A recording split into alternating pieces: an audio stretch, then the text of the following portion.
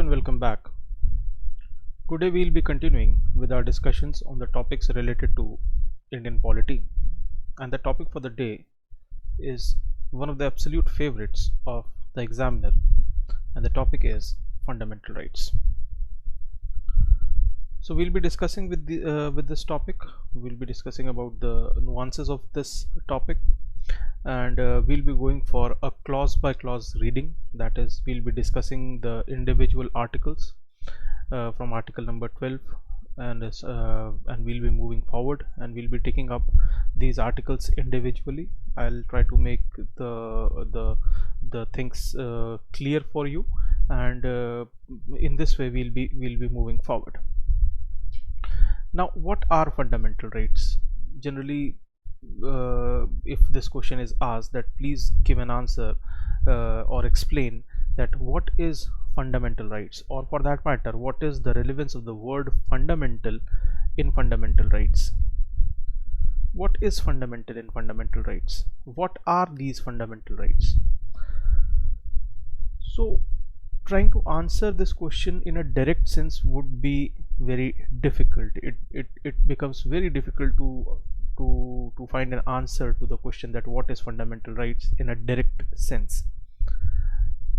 To explain that what is fundamental rights, it is much better to imagine a scenario in which certain rights which we enjoy as the citizen of India, or for that matter any person who enjoys such rights as a citizen of that particular country, try to imagine a scenario where these rights are not available. Taking an example, if we talk about the Indian Constitution, if we talk about the Indian scenario, one of the very basic fundamental rights which almost every other person in India is aware of, every other citizen of India is aware of, is the right to speech and expression. The idea of speech and expression, the idea of free speech. You ask any person on the streets and you ask that individual that which fundamental right are you aware of, and the first thing, more often than not, the individual would be saying that there is something called as free speech. There is something called as right to speech and expression. Now just try to imagine that this right is denied, meaning thereby people are not allowed to speak, people are not allowed to express. Then what would have been the situation? Now merely imagining that scenario is very difficult, because we have become so much used to the idea of enjoyment of fundamental rights that merely imagining that we are not allowed to speak, or the citizens are not allowed to express their views, it becomes very difficult.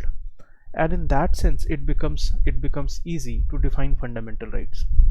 So what would be a simple definition for fundamental rights, or what would be the relevance of the word fundamental in fundamental rights? The answer to the question would be that these are those rights which are very much essential for the full-fledged development of an individual's personality. Such rights are very much essential for the development of an individual's personality. If these rights are denied, if these rights are absent, if these rights are not allowed, then the personality of the individual, the growth of that individual, the development of that individual will not be a complete one. There would always be some void, some gap in that individual's persona. Another fundamental right, if we take the example of the idea of free movement, another fundamental right that people are mostly aware of is free movement. Now if you ask a person that imagine a scenario where you are not allowed to freely move, your movement is restricted, your locomotion is restricted, again that scenario becomes very difficult to imagine, because we have become very much used to the idea of free movement. Now suppose free movement is not allowed, then what will happen? the simple thing would be that the individual, the citizen, would not be able to explore his or her surroundings. And when exploration as an idea is denied, when the individual is not able to see new and new things, experience new and new things, then what will happen? It will definitely affect that individual's thinking process, and obviously that thing will lead to a disfigured personality, or you can say a truncated personality. The development of the personality would not be complete. So you see that fundamental rights have something or the other related to the psyche or the psychology of an individual. So this being a psychological explanation that these rights are very much essential for the development of an individual's personality. But then again, this is a simple definition which can be used to explain the relevance of fundamental rights. Now coming to the legal aspect of fundamental rights. Generally, fundamental rights are written, or you can say they are entrenched. The idea is entrenched in the constitution. Generally, usually the fundamental rights are entrenched in the constitution. Entrenched means that these rights are written in the constitution. They are in written format, not in oral format. Now, what is the utility of having written fundamental rights or entrenched fundamental rights? These fundamental rights, which are entrenched, they usually serve two purposes. They serve two purposes. First, they constitute something called as justiciable rights. They are justiciable, meaning thereby if violation of these rights takes place, then the aggrieved person, the aggrieved individual, can go to the courts and pray to the judges, pray to the judiciary that please restore my fundamental rights, and according to the merits of the case, the judge will take the corrective action. And second purpose, which is served by these entrenched or written fundamental rights, that they put a restriction on the state or the government. So fundamental rights are very much essential. If we see the psychological aspect, or if we see the legal explanation of fundamental rights, they are very much important because they provide the individual, they provide the person with a functional space, a working space in which the individual can work upon, can do the things, can explore the things, and therefore is able to develop himself or herself. And in the larger picture, if we look at the larger picture, if it will lead to well serving individual who is serving the causes, serving the causes of the society. So fundamental rights are essential in that aspect. Now the modern concept of fundamental rights, uh, it can be traced to the American Constitution. The American Constitution of 1820 I'm sorry 1787. The American Constitution, which was drafted in 1787. So it is in this American Constitution in 1787 we can trace the modern conception of fundamental rights. What do I mean by modern conception? If there is something called as modern conception, then obviously there would be some ancient or medieval conception. Regarding the ancient or medieval, or I would say medieval conception, we can trace something called as Magna Carta in UK.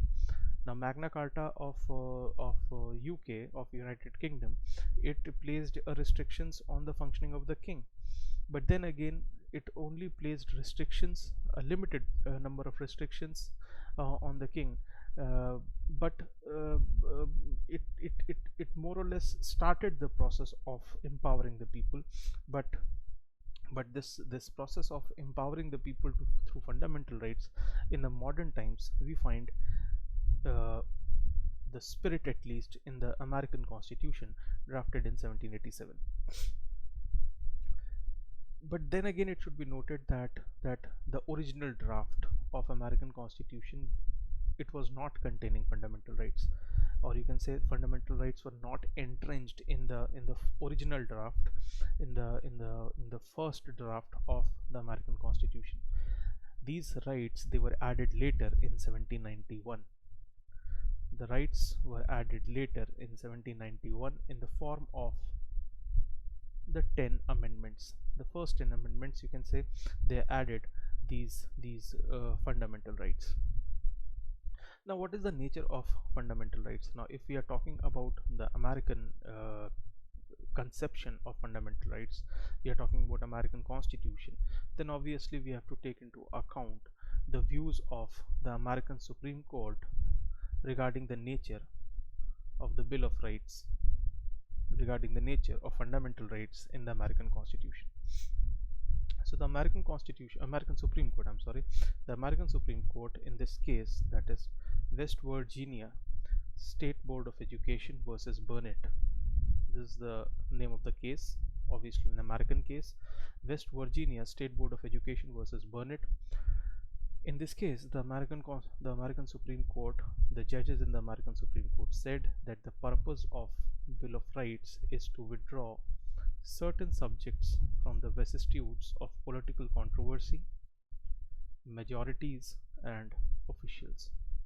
Meaning thereby fundamental rights, according to the American judiciary, American Supreme Court, it is having a pristine position. It is having a very sacrosanct position, and the aim of fundamental rights is to take out certain things, certain subjects from political controversy, from the ambit of majorities, and from the scope of the officials. This is the basic idea of fundamental rights, or you can say the utility or the purpose of fundamental rights as interpreted by the judges in the American Supreme Court in this case, that is West Virginia State Board of Education versus Burnett.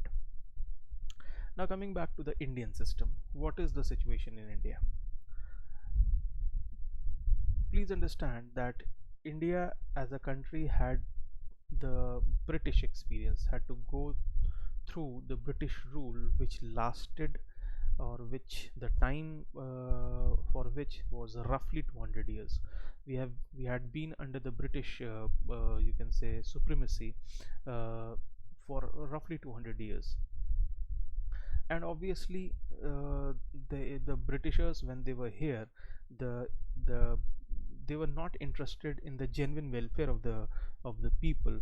The British were basically an imperialist force. They wanted to maximize their own profits, and in that process, obviously, they will not be concerned about the development of the masses, the empowerment of the masses. So when India became independent, when India secured her independence, it and the and and it started to started the process of making the constitution, drafting the constitution. uh, it was felt that fundamental rights should be added, should be included in the constitution.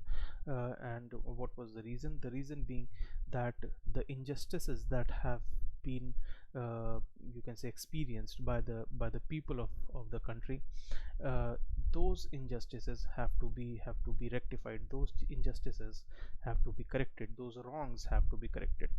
So in India, fundamental rights are the result of the demands made during the freedom struggle. And as said just a few minutes back, that British rule, the rights of the people were violated on a large scale, and this injustice is sought to be rectified through the incorporation of fundamental rights in the constitution. That is the basic idea. Obviously you demand something when you do not have that thing. आप किसी चीज़ की demand तब करेंगे जब आपके पास वो चीज़ नहीं होगी. जैसे फॉर एग्जांपल, जब आपको भूख लगेगी तभी आप खाने की डिमांड करोगे. वैसी वही बात यहाँ पे भी है कि इनजस्टिस हो रहा था, जस्टिस नहीं था, इसी वजह से उस चीज़ जस्टिस की डिमांड हुई. और जब इंडिपेंडेंस मिली, when we became independent, injustice को रिमूव करने के लिए, जस्टिस को हासिल करने के लिए फंडामेंटल राइट्स को इंक्लूड किया गया in the constitution. Fundamental rights were included in the constitution. Now what is the location of fundamental rights in the Indian Constitution, and from which article to which article fundamental rights are present? Now, fundamental rights are mentioned in part 3.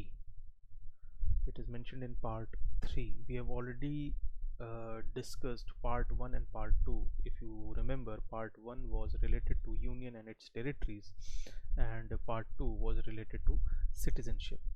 So it is in part 3 that fundamental rights are mentioned, and they range from article 12 to article 35. This is the article range for the pre-examination in the state services.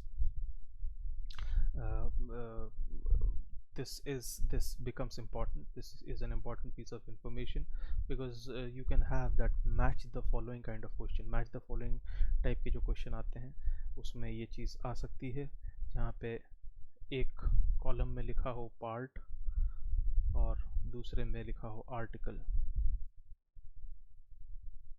और यहाँ पे लिखा हो 1, that is part 1 article 1 to 4.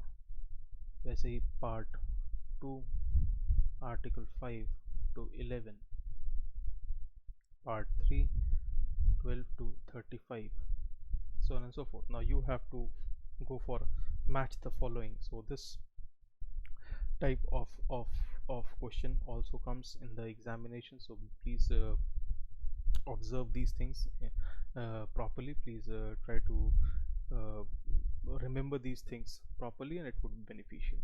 Moving forward with our discussion.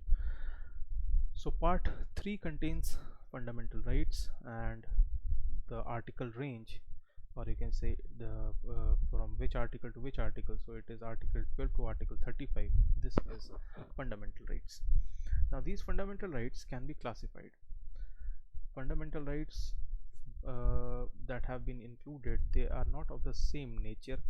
उनका nature same नहीं है. We can classify these fundamental rights under different headings, and these are the various heads. Right to equality, certain fundamental rights would be going under this head, that they promote equality.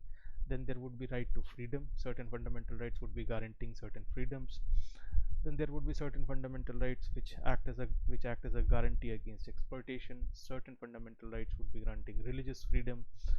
Certain fundamental rights again would be talking about cultural and educational freedom, or you can say cultural and educational rights. And there would be certain fundamental rights related to constitutional remedies. So 1 2 3 4 5 6, it is these 6 headings under which these articles ranging from article 12 to 35, they have been segregated, or they can be classified.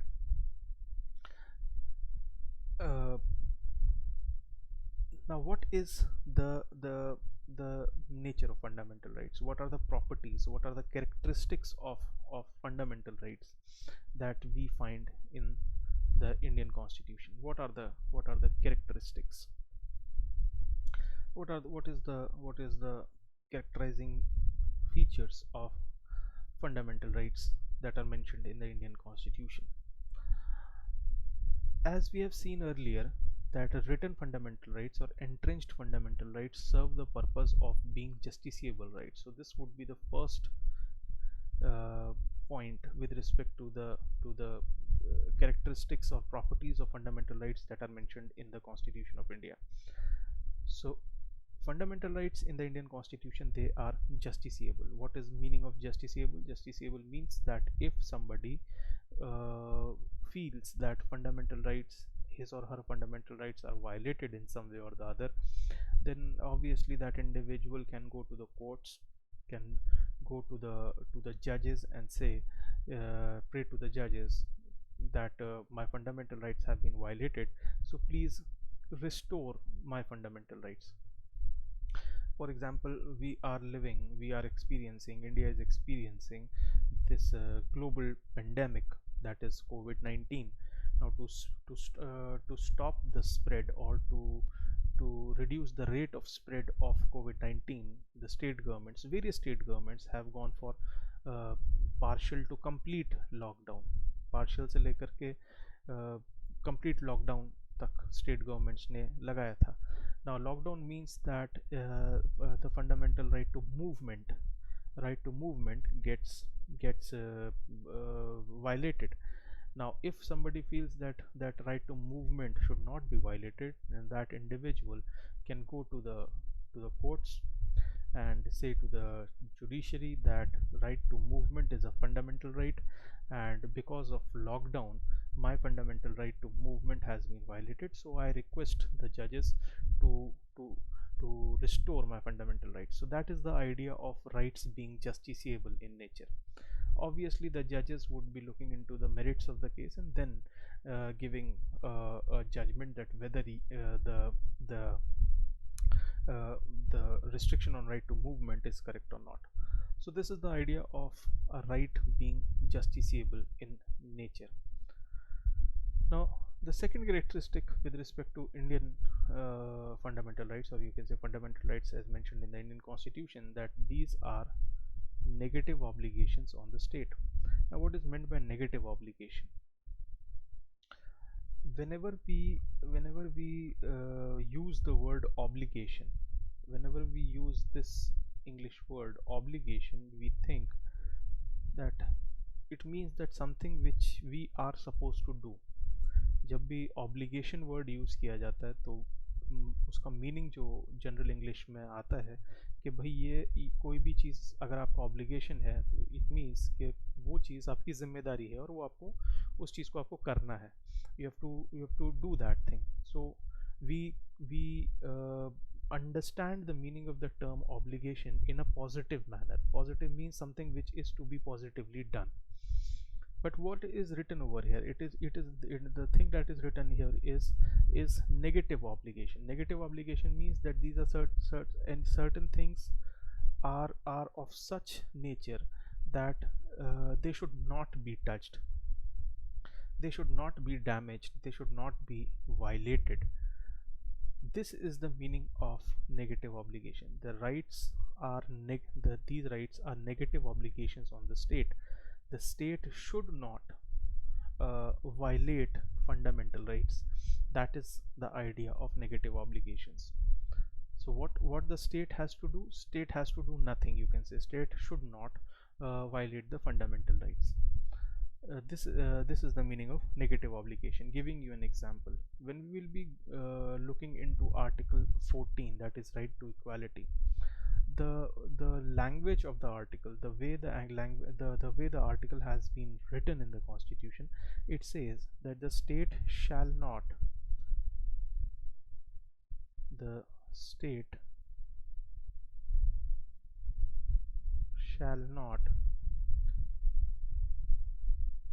deny to any person equality before law or equal protection of laws within the territory of India. Obviously we'll be talking about Article 14 in our successive discussions, and I do not want to go into the detailing of that over here. I'm just using an example, using this Article 14 as an example to explain that what is meant by negative obligation. So this is the wording of Article 14, that state shall not deny to any person equality before law or equal protection of laws within territory of India. Now if you look at the tone and temper of this statement is negatively worded because it uses the term not. The state shall not deny. This is the meaning of negative obligation, usage of the word not. If imagine a scenario where not would not have been present, the word not would not have been mentioned, then the statement would have become the state shall deny equal protection of laws or equality before law, so on and so forth. It would have become a positive statement then, but that is not the case. The case is the statement is negatively worded. Now if something is negatively worded, it means that it becomes a negative obligation on the state. So that is the meaning. The state shall not deny, and this gives the tone and temper of the statement becomes being negative, and therefore it becomes a negative obligation on the state. Obviously we'll be discussing more on this in the coming lectures, but then again as of now I hope it is clear कि negative obligation का मतलब क्या है. Third characterizing feature of fundamental rights present in the Indian Constitution, that these rights are a combination of individual as well as group rights. There are certain fundamental rights which are made available to the group as a whole, to everyone, and there would be certain fundamental rights which would be individual in nature, meaning thereby every individual in that group would be able to enjoy those fundamental rights. So this is the meaning, that fundamental rights are individual rights as well as group rights. Like article 14, which says that state shall not deny to any person equality before law or equal protection of laws, is a group right. It is this, the notion of equality is for each and every one. Whereas when we would be talking about the freedom of speech and expression, now freedom of speech and expression, freedom of movement, so on and so forth, these would be individual rights in a way, but we'll be talking about them in much more detail in the successive lectures. But in the meanwhile, let's take up the next point regarding the nature of fundamental rights. Mostly these rights are available to citizens, but some of the rights are available to non-citizens also, and this is a peculiar thing with respect to the Constitution of India, that the name of the book is Constitution of India. So generally one would think that each and everything written in the Constitution of India would be for Indian citizens, but that is not the case. When we talk about fundamental rights, so in fundamental rights, obviously certain fundamental rights would be available to the citizens, or you can say most of the fundamental rights are available to the citizens, but there would be certain fundamental rights that are available to non-citizens. Now at this point I would like to make a distinction, how this idea of citizen and non-citizen it gets operationalized. Now India is a big country. There are many so many people are living in India. We are having such a heavy population. Now please understand that the total population, the entire population,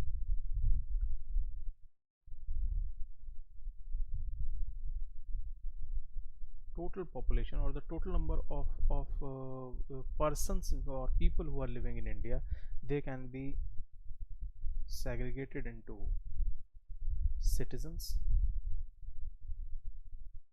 and non-citizens.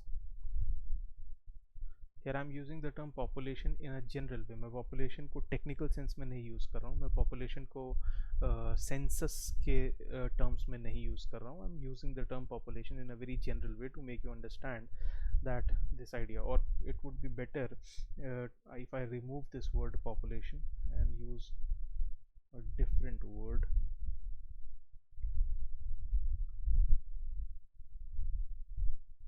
Let's use the word or phrase total people,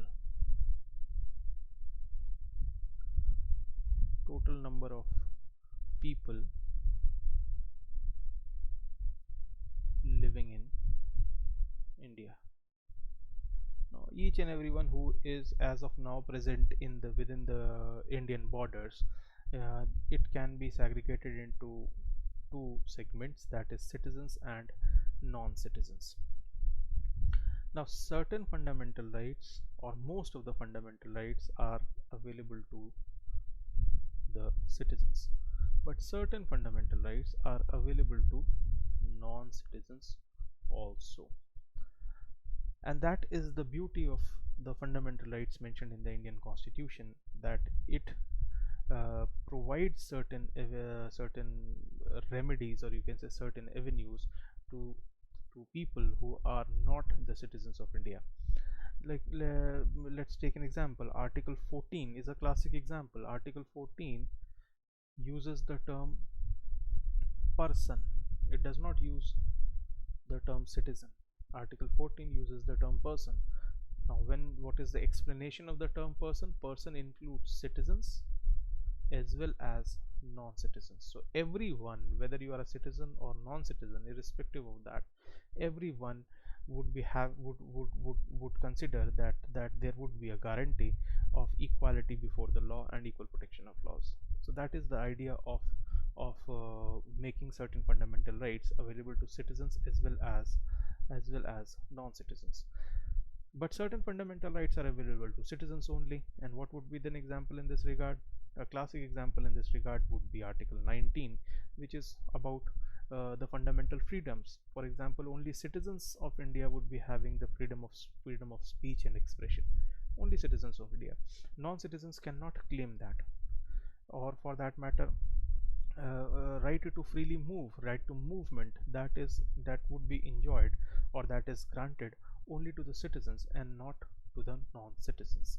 So that is the meaning of the point, that certain fundamental rights are available to non-citizens, but most of the fundamental rights are available to citizens. And the last point, and which is very much general in nature, which is very much which should be very much understood, and the idea is that these rights are not absolute. These fundamental rights, the enjoyment of these fundamental rights is not absolute. It means that restrictions can be placed, reasonable restrictions can be placed by the state on the enjoyment of these fundamental rights. However, whether the restrictions are reasonable or not, this would be checked by the judiciary. So the reasonableness of restrictions will be checked by the judiciary. And this is a very common thing, that right given should never be absolute, cannot ever be absolute. These rights obviously have to be brought under certain restrictions. But then again, restrictions which will be coming into picture, they should be reasonable. They should not be exponentially high restrictions. They should not be unreasonable restrictions. And which institution is responsible to check the reasonableness of restrictions? It is the judiciary. So that is the idea with respect to the fundamental rights and its nature. Now let's go and let's make an entry into specific fundamental rights. As I said earlier, that we would be going for a clause by clause reading. We would be treating each individual article. We'll be taking up individual article and try to understand its meaning. So let's try to do that, and let's try to make a start with Article 12. Now this is Article 12. Now what I have done, that I have included the text of the article. I have included the definition, or you can say the wording, as it is present in the Constitution in this presentation. And Article 12 says, or you can say it gives the definition. It is defining certain things. And it says in this part, unless the context otherwise requires, the state includes the government of India, the government and Parliament of India, the government and the legislature of each of the states, and all local or other authorities within the territory of India or under the control of government of India. So what is Article 12 doing? If somebody asks that what is the content of Article 12, कोई अगर ये पूछे कि article 12 में क्या लिखा है, तो आंसर होगा इट डिफाइंस स्टेट. वो स्टेट की डेफिनेशन लिखी गई है. क्वेश्चन ये है कि स्टेट की डेफिनेशन क्यों लिखी गई है. What would have been the very basic reason for including a definition of state in fundamental rights? And the answer is very simple. The most powerful institution, most powerful institution in any country would be the state, would be the government. सबसे ज़्यादा powerful अगर कोई institution है किसी country में तो हमेशा government होती है. चाहे वो कंट्री गरीब हो अमीर हो, whether the country is rich or poor, whether the country is developed or developing, it does not matter. The most powerful institution is the state. हमेशा स्टेट सबसे पावरफुल इंस्टीट्यूशन होगा. अगर स्टेट सबसे ज़्यादा पावरफुल इंस्टीट्यूशन है, if state is the most powerful institution, then obviously the state can behave in a wrong manner also. State can behave in a wrong fashion, in a negative fashion, and it can show the tendency to damage the fundamental rights. Obviously that could happen, that अगर state सबसे ज़्यादा powerful है, तो जब तक state ढंग से काम कर रहा है, जब तक स्टेट लोगों के लिए काम कर रहा है, जब तक गवर्नमेंट लोगों के लिए काम कर रही है, तब तक सब सही है.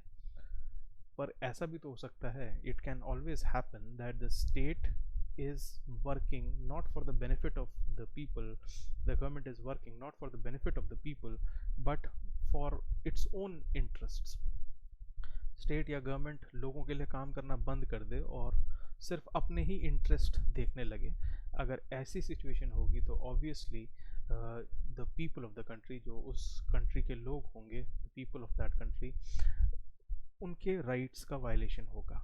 सो ये ज़रूरी है कि हम स्टेट को डिफ़ाइन करें कि स्टेट क्या है, कौन कौन से इंस्टीट्यूशंस स्टेट के अंडर आएंगे या उसकी डेफिनेशन के अंडर आएंगे, and accordingly the functioning of these institutions, accordingly the functioning of these bodies, these organizations, they could be monitored, and if their behavior is going against the interest of the people of the country, then obviously it could be challenged. So that is why Article 12 includes a definition of the state. So if you look at Article 12, the wording of Article 12, certain things are becoming very much clear. They are very much clear that yes, these are states. This is what is called as state, and that is the direct, you can say, inference that comes into picture, that state includes Government of India, state includes Parliament of India, state includes the government of each state. For example, Government of Punjab, Government of Haryana, Government of Rajasthan, Government of UP. This is state. Government of India is state, Parliament of India is state, the government of various states in India is state, the various state legislatures, and then finally it says that all local or other authorities within the territory of India or under the control of Government of India. So it is in this way the state has been defined. So when the problem is, or you can say when the issue is related to the functioning of Government of India or Parliament of India, government of state, of each state, or for that matter state legislature, when the issue involves these institutions, it becomes very very simple, or it becomes very direct to observe, to see that yes, these are states. This is what is coming within the definition of state. Problem kahan aati hai? Problem comes into picture when it is about other authorities within the territory of India or under the control of Government of India. Meaning thereby, what will be those other authorities which can be treated as, or which would be construed as state? What are those other authorities? It should be understood, please understand, that Article 12 is giving the definition of state, but then again this definition is not exhaustive, is not all inclusive. इस definition में सब कुछ inclusive नहीं है. कुछ चीज़ें, certain institutions, they have been identified that yes, they are state. But please understand that the moment in Article 12 you find the mention of other authorities, it becomes very much clear that that there can be certain authorities which might be or might not be coming within the definition of state. So the judiciary has to decide on a case-to-case basis. The judiciary will be taking up the case or taking up the matter on the case-to-case basis, and then it will decide whether the authority, whether the institution is state or not. So the list that is mentioned, the things that are mentioned in Article 12, they are not exhaustive. They are not. This is not a complete list. This list is open to interpretation because the term other authorities has been included. इसका मतलब क्या हुआ? What can be? What does it mean? Let's take up an example. Suppose there is this individual A. Now individual A is say working for an organization XYZ, and this organization XYZ places a restriction on individual A, and says, the organization says that Mr. A, you are not supposed to speak. You cannot speak, or for that matter you cannot move. You will be confined to a particular place. Now A would be saying that if A would be saying that my fundamental rights have been violated somehow. Now if this organization is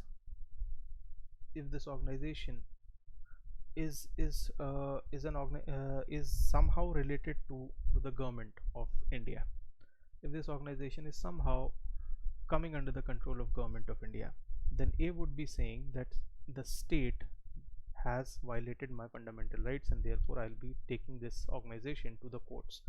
मैं इस organization को court में लेकर के जाऊंगा. अब मामला court में गया, matter went to the court. A said that XYZ, which is a government organization, it has violated my fundamental rights, and so honorable judges, please restore my fundamental rights. Now will the judges straight in a straightforward manner, in a simple manner, say that yes, A's fundamental rights have been violated and XYZ is the one which has violated the fundamental rights? No. The judges, the judiciary will first see that whether XYZ in reality is state or not. First it will see this, whether XYZ is state in reality or not. And if the judges after the analysis are of the view that XYZ is in reality state, what they will say that yes, XYZ is coming within the definition or within the ambit of other authorities, and it is within the territory of India, and therefore it is state, and therefore violation of fundamental rights have happened by XYZ with respect to A. So it is in this way, this is the sequence of events. Whenever a case goes to the court which is of this nature, the judiciary does not directly restore the fundamental rights, you can say. First it would be seeing that whether the alleged perpetrator, whether the alleged violator is coming within the definition of state or not. It is in this way the things move. So from the plain reading of the article, certain institutions can directly be identified as state. So these, what we have done over here, these are state. But what is meant by other authorities? This question comes every now and then. This question is a very common kind of a question, that whether what is meant by other authorities. So in R.D. Shetty versus International Airport Authority, in this case the Supreme Court has held that if the organization is an instrumentality or agency of the government, it will be considered as state. So in this case, R.D. Shetty, it is an important case. If you are writing an exam, a question for the mains examination, obviously you can quote this case. Acha, just to take a note that while discussing fundamental rights, many case laws will be coming into picture. So it would be better if you remember, if you try to memorize the name of the case, the people involved in the case, the parties involved in the case, and a bit of the thing that is mentioned related to the judgment in that particular case. It would be very beneficial for you all in the mains examination. So in RD Shetty versus International Airport Authority, the Supreme Court said that if the organization is an instrumentality or agency of the government, it would be considered as state. So if we take this example, if we take this example of A versus XYZ, so if the Supreme Court would have found that XYZ is working on behalf of the government, working as an agent of the government, obviously XYZ would be considered as state. But then again, this agency test or instrumentality test, which has been given by the Supreme Court, it is not very much clear. The thing was that the matter came up again. The matter came up again in Ajay Hasia versus Khalid Mujib case. In this case, this issue was raised again, and this instrumentality or agency test that was given by the Supreme Court in RD Shetty case, the Supreme Court, it laid down the test of instrumentality. It provided the Supreme Court provided the following, or you can say certain criterias for deciding instrumentality, and these criterias are in front of you.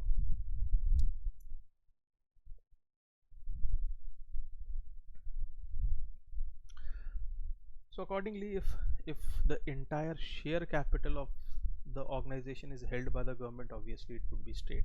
So this is one criteria. Share capital means that whether 50% shareholding is with the government, 74% is with the government, or 100% is with the government, whatever may be the case, it will all be decided by taking into account this one factor, whether the entire share capital is held by the government or not. Whether the financial assistance, the money or the financial assistance given by the government to that organization is large enough to meet the entire expenditure of the body. So you can say the entire functional expenditure of that organization, who bears the cost, who is paying for that. If the entire money is coming out of state funding, then obviously that organization would be state. Third, whether the body enjoys monopoly or protection provided by the state. If that organization is the only organization in that sector, and this status of that organization is on the basis of the fact that government protection has come into picture, then obviously that organization would be state. Whether there is extensive state control or not, state control in with respect to the day-to-day functioning of that organization. If each and everything in that organization is controlled by the state with respect to management, with respect to the day-to-day operations, then obviously that organization would be state. And whether the functions performed by the body are of public nature or not. This is the last criteria, that whether the functions performed by that body, they are of public nature or not. This will also be taken into account before deciding whether the organization is an instrumentality or agency of the state. So on these by taking into account these grounds, it can be decided. It is much more helpful for the judiciary by taking into account these factors and then coming to a mature decision. Now a question that is asked, that whether judiciary is state. Where does judiciary fit in all of this? Where does judiciary fit in all of this?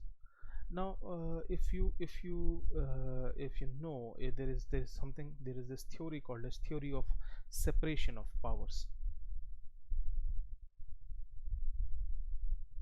Theory of separation of Now, theory of separation of power says that there would be three organs of the state, that is legislature, executive, and judiciary. Now, this theory says that there would be three organs of the state. State would be having three organs: legislature, executive, and judiciary. If we take this meaning, if we take this direct meaning of theory of separation of powers, in a way theory of separation of powers is considering judiciary as state, judiciary to be state. But if we consider judiciary to be state, if judiciary is considered as state, then practical difficulties will come into picture.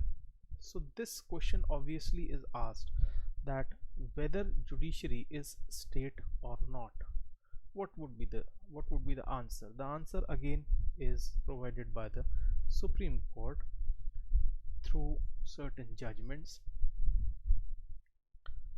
And in this regard, this case, that is Naresh versus state of Maharashtra and Ujjambai versus state of UP. Now, in these two cases, it was held that judiciary is not state. Judiciary will not be coming within the meaning of the term state, or you can say it could not be considered within the explanation, within the analysis of the term other authorities within the territory of India, and therefore it is not state. In this case, Ujjambai case, it was further said that a quasi-judicial body acting within its jurisdiction will not be considered as state. Now, what is a quasi-judicial body? A quasi-judicial body could be, an example of this could be the NGT, National Green Tribunal, or the CAT, Central Administrative Tribunal. Now, these tribunals, they are considered as quasi-judicial bodies. So in Ujjambai case, it was said that a quasi-judicial body acting within its jurisdiction, which is working within its within its designated area, will not be considered as state. But then again, this view that judiciary is not state, this idea was revised in this case, Riju Prasad Sarma versus state of Assam. And here in this case, the judgment said that for judicial functions of judiciary, it will not be considered as state. So judiciary, for its judicial functions, meaning thereby those functions where it is listening to the case, trying the case, and giving the judgment, for that function the judiciary will not be considered as state. But for administrative functions, the day-to-day administrative functions, for those functions judiciary would be coming within the scope of Article 12, meaning thereby for administrative functions judiciary will be state. Now, what can be the administrative function? Transferring of one stenographer from one judge to another judge, or for that matter allocation of chambers in the High Court or Supreme Court premises, or in the court premises. These are all day-to-day administrative functions. For these administrative functions, judiciary would be considered a state. But for judicial functions, where they have to give justice, they have to dispense justice, for those functions judiciary will not be considered as state. So this was all about the idea of Article 12, and what we have seen in Article 12, that there are certain things which come within the meaning of the term state, and they are that Government of India, Parliament of India, the state governments, the state legislature, plus other authorities within the territory of India. These are the things that are included within the definition of the term state. Let's move to the next article, that is article number 13, and let's try to see what is the content of article 13.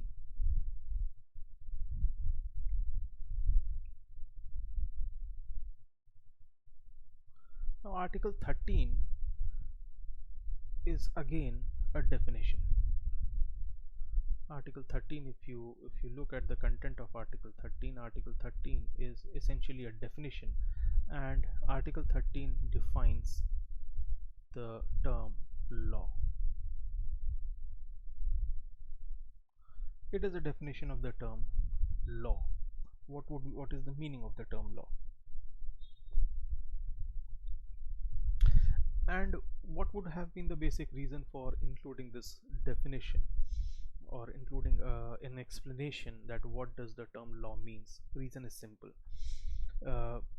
Modern day governments function on the basis of rules, regulations and laws. So everything which is done by the state, which is done in the name of the state, should be having a legal backing. There should be a law under which certain actions are allowed. सारा का सारा काम कानून या law के तहत ही हो रहा होता है या होना चाहिए। तो इसलिए यह ज़रूरी है कि हम ये डिफ़ाइन करें, या कॉन्स्टिट्यूशन ये डिफ़ाइन करे कि कानून क्या है या लॉ क्या है। दूसरी चीज़, the second thing that becomes important is that India had a colonial experience. India was under the British rule, and on a particular date India became independent. The constitution making process began before independence, and finally we had our constitution on 26th November 1949. preamble में जो date mentioned है, but we you can say initiated or launched or inaugurated the constitution, and the date is 26 January 1950, or you can say the date of commencement of the constitution. ऐसी situation में, in this situation, there would be two type of laws that would be coming into picture. Two type of laws in the sense, there would be certain laws which are having their genesis, which are having their origin in the British era, and there would be certain laws which would be having their genesis and their origin in the independence, in the independent era, meaning thereby after independence, laws that are having their origin after independence, and laws which are having their origin before independence. So two set of laws or two type of laws would be coming into picture. Now all the laws which are present, which are functional, which are operative in India, they have to function within the scope of, within the shadow of the constitution, and most importantly the fundamental rights. So any law which is violating the fundamental rights, which is going against the spirit of fundamental rights, that particular you can say encroachment or that inconsistency will be declared as null and void, meaning thereby that law will be modified, not the constitution as such. So Article 13 is all about that. It tries to define law, and it says that laws inconsistent with or in derogation of fundamental rights. What about that situation? It says that all laws in force in the territory of India immediately before the commencement of the constitution. I hope you understand what is the meaning. Immediately before the commencement of this constitution, it means that those laws which are having their origin during the British rule, and it further says, insofar as they are inconsistent with the provisions of this part, shall to the extent of such inconsistency be void. It means a very simple thing. It says that all the laws which are having their origin in the British rule during the British times, and they are continuing to be in force in the territory of India after independence also, then those laws would be compared with, those laws would be measured with the fundamental rights. Those laws have to function within the shadow of fundamental rights, and anything in that law which is inconsistent with the fundamental rights would be declared as null and void. So a peculiar situation emerges. एक बहुत ही अजीब situation निकल करके आ रही है, where the entire pre-constitutional law is not declared as void. पूरा का पूरा प्री कॉन्स्टिट्यूशनल लॉ को ये नहीं माना जा रहा है कि वो पूरा का पूरा लॉ वो बैड लॉ है, वो खराब कानून है। बस ये कहा जा रहा है कि उस पूरे प्री कॉन्स्टिट्यूशनल लॉ में जितना पोर्शन फंडामेंटल राइट्स के हिसाब से नहीं है, सिर्फ उतना पोर्शन खराब कानून माना जाएगा या खराब चीज़ मानी जाएगी। It would be considered as a bad thing. So that is the idea of article 13। Further, in clause 2, article 13, it says that the state shall not make any law which takes away or abridges the rights conferred by this part, and any law made in contravention of this clause shall to the extent of the contravention be void. तो यहाँ पे क्या किया गया है? What is done in clause 2? Constitution के आने के बाद, कमेंसमेंट होने के बाद, ये इंश्योर किया गया है, it has been ensured that the state will not make any law which damages the fundamental rights which are provided by this part, that is part 3. And if a particular law is made which is damaging the fundamental rights, then obviously that entire law will not be declared as bad law. Only that portion which is dangerous for the fundamental rights, it would be considered as a bad law. पूरा का पूरा law जो constitution के commencement होने के बाद state बना रहा है, अगर उससे फंडामेंटल राइट्स को डैमेज हो रहा है तो वो पूरा का पूरा लॉ खराब नहीं माना जाएगा। सिर्फ उतना पोर्शन जो फंडामेंटल राइट्स की स्पिरिट को हिट कर रहा है या डैमेज कर रहा है, उतना पोर्शन को खराब माना जाएगा और वही पोर्शन नल एंड वॉइड होगा। This is the simple meaning. So what is the difference between clause 1 and clause 2? Clause 1 is about those laws which are having their origin in the pre-constitutional era, or you can say the British rule, and those laws are still being followed. And clause 2 में क्या है? clause 2 में ये है कि after commencement of the constitution, the state will not be making any laws which damage the fundamental rights. So clause 1 is about pre-constitutional laws. Clause 1 is about those laws which are having their origin in the British era, and clause 2 is about those laws which are having their origin after the independence. अब law में include क्या क्या किया जाएगा? what would be the included in law? Law में include किया जाएगा ordinance, order, bylaw, rule, regulation, notification, custom और usage having in the territory of India force of law. This would be the meaning. Or what is laws in force? Now if you see the explanation of this term laws in force and where this has been used here. Laws in force. So laws in force includes law passed or made by legislature or other competent authority in the territory of India before the commencement of this constitution and not previously repealed. So this is the meaning of the term law and laws in force, and that is the thing that has been explained over here. If you look at this is the explanation in a way. Article 13 informs about the definition of law, and in other words, what all can be included within the meaning of the generic term law. This becomes important because the functioning of Indian state is based on law. Every action of the state is based on law, even if the state action is violating the rights of the people. चाहे किसी की rights को damage भी करना हो, if you have to damage the rights of the people, then also there should be a legal backing. Accordingly, as per clause 3, law includes any ordinance, order, bylaw, rule, regulation, custom or usage having in the territory of India the force of law. That is the simple explanation. Now when Article 13 is discussed, there are two doctrines or two theories that come into picture. One is the doctrine of severability, and the other is the doctrine of eclipse. Now, what is doctrine of severability, or what is the meaning of let's first understand what is the meaning of the term severability. Severability comes from the word sever.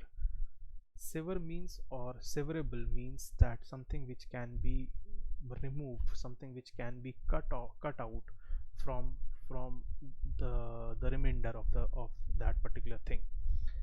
Now, this doctrine has been explained by the Supreme Court in this case, this Kameshwar Prasad versus State of Bihar. Severability में होता क्या है और ये कैसे लगती है, how this doctrine becomes applicable. Let's read what is written and it will become clear. A law whose constitutional correctness is being challenged in the judiciary may not be totally bad. It might be possible that only some portion of it is bad. The doctrine of severability states that if the bad portion of the law is severable from the rest of it, then the remaining law, or the rest of the law, will be good law. As I said earlier, when I was talking about that the entire thing will not be declared as a bad law, only that portion of that law which is damaging the fundamental rights, only that portion would be declared as a null and void, would be declared as bad. So what we see essentially doctrine of severability coming into operation. पूरे के पूरे कानून को, पूरे के पूरे law को null and void नहीं माना जाएगा. Only that portion which is damaging the fundamental rights, only that portion would be considered bad, and that portion would be removed by using the doctrine of severability. But if severability is not possible, then in such a case the entire law would be declared as bad law, hence it would be declared as null and void. If this doctrine of severability is not clear, then it will become clear now.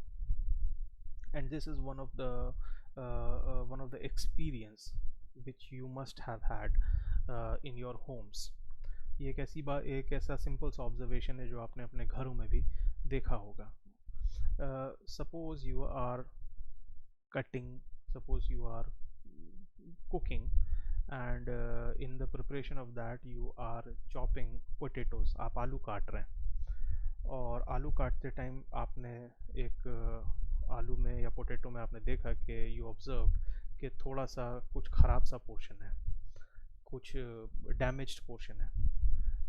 Just use your common sense and try to answer the question. Do you throw the entire potato? क्या आप पूरा का पूरा आलू फेंक देते हैं? Answer is no. Only that portion is removed which is bad portion. आप सब ने ये चीज़ ऑब्जर्व करी होगी, घर में ये चीज़ें होती हैं कि पूरा का पूरा पोटैटो या आलू नहीं फेंका जाएगा, सिर्फ वो पोर्शन उसका हटा दिया जाएगा या काट दिया जाएगा जो ख़राब हो चुका होगा. Essentially that is doctrine of severability. Essentially that is the doctrine of severability, where the entire law is not declared as bad law, only that portion is declared bad which is damaging the fundamental rights.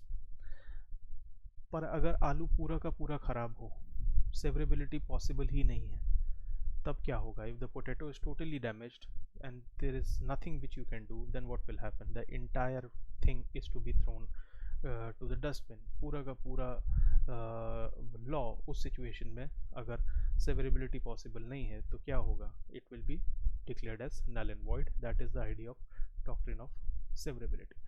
I hope now this doctrine of severability would have been clear through this crude example. एक commonsensical examples. I hope it would have been clear. Coming to the other doctrine, and that is doctrine of eclipse. Doctrine of eclipse says that with the enforcement of the constitution, all the laws which are having their origin in the pre-constitution era will not be declared as bad law. I have said earlier that there are two set of laws which are one having their origin before the constitution,